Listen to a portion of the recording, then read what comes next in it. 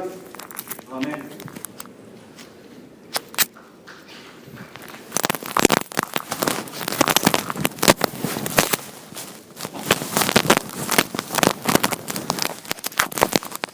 学校法人大阪 YMCA 議長末岡義弘よりお祝いの言葉です。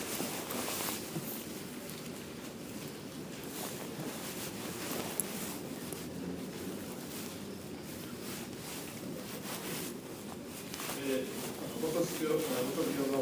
さん、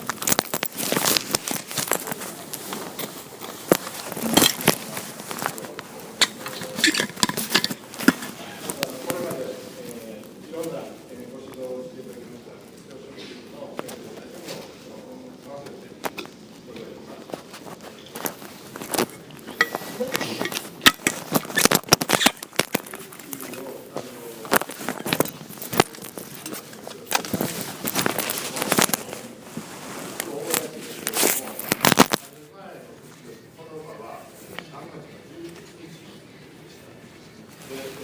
その日は、皆さんご存知の通りで3年前の3月の11日ですから、午前中こういう形で、卒業式が終わりまして、私上に、部屋がありますのでそこへ戻っておりましたから、お昼過ぎになりますとこの建物全体がゆらゆらという、めまいがしたのかなというふうに思ったことを思い出します。その日は皆さんご存知の通り地震大津波原発事故が起こりました。あの日の午後に数多くの命が失われ、今も苦しい生活の中で人生を生きておられる、その日に生まれた子供から高齢者の方、たくさんの方が今も一緒に生きておられることは皆さんご存知の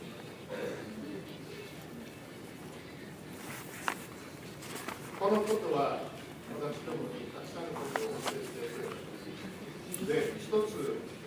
皆さんと一緒に一つの文章を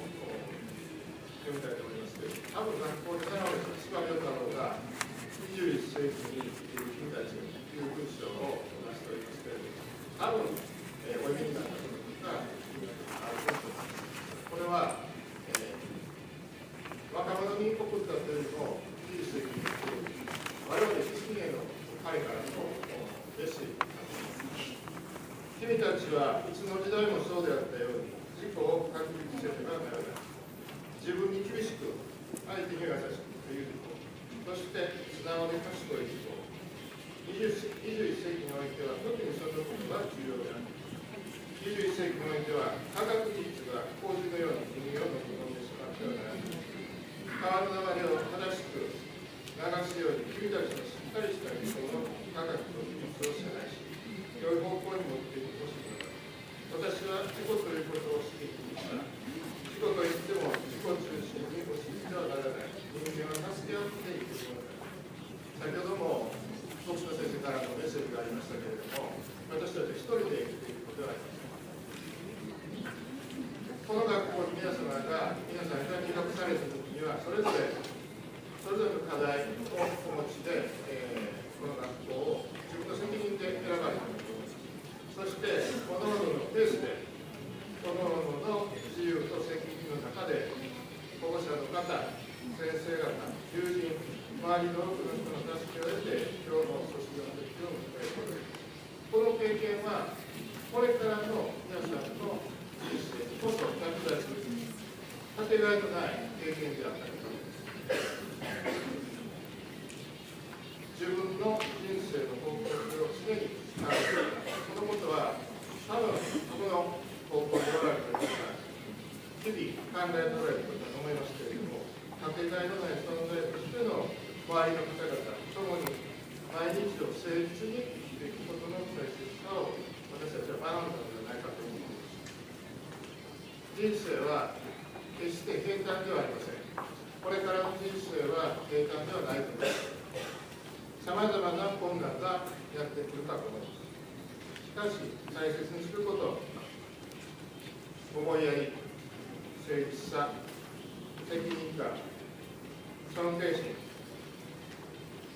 そそのことを明確にして、自分のなすべきこと、自分で考え、行動する学び、それらをこの高等学校の生活の中で皆さんが続けてこられたことを、これからも新しいステージでどんどん続けていっていただきたいと思います。どのような環境にあっても互いに思いやり、必要なことには、必要な時には周りに助けを求め、真剣に生きていくことが困難を乗り越えていくことだと信じています。最後になりましたけれども、聖書のローマ書の5章の中にこんなことがあります。希望は失望に終わることはない。この言葉が、この言葉をどうぞ覚えていてください。今日卒業された皆さんの未来に、心の中にあふれる希望が常にあり、そのことをお祝い、祈り、お祝いの言葉とさせていただきます。どうぞこれからこそ力強い歩みをどうぞ進めてください。本日はご卒業おめでとうございます。